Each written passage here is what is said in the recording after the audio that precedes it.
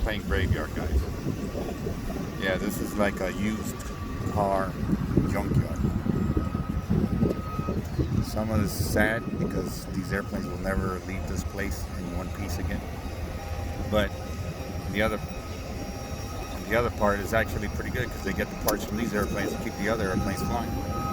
Because some of these parts, they're not even manufactured anymore. You know?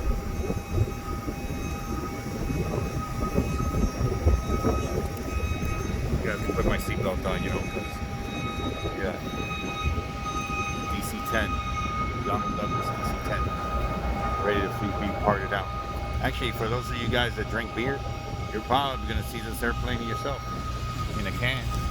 Wow. If you're bored, it's not my fault. Figure it out.